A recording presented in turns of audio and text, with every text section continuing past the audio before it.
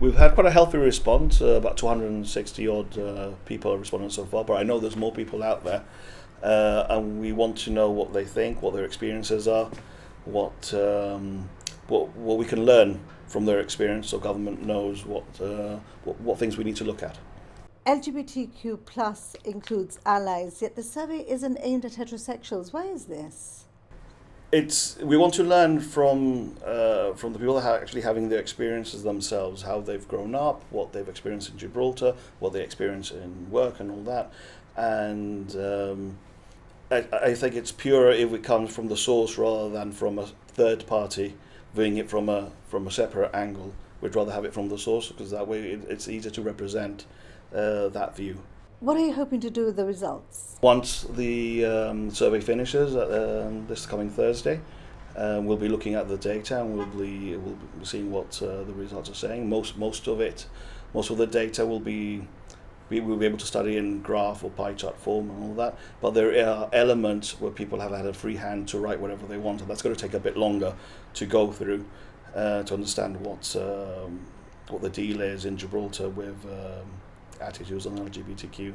With what aim? To see if we need to improve services, if we need to improve awareness.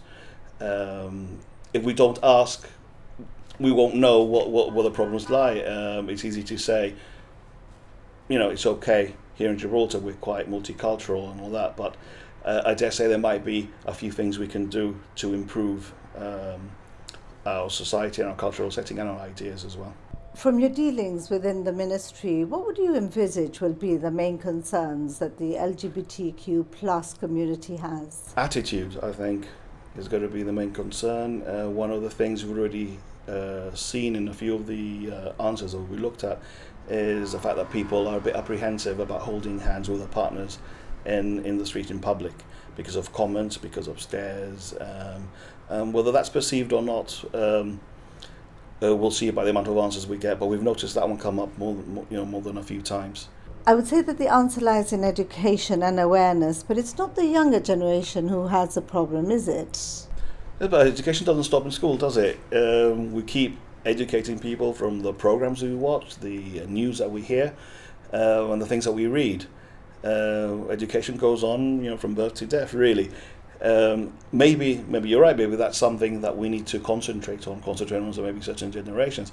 But I know a lot of people in the older generation that are quite free-minded and quite liberal in terms of relationships. So it's not necessarily a generational thing.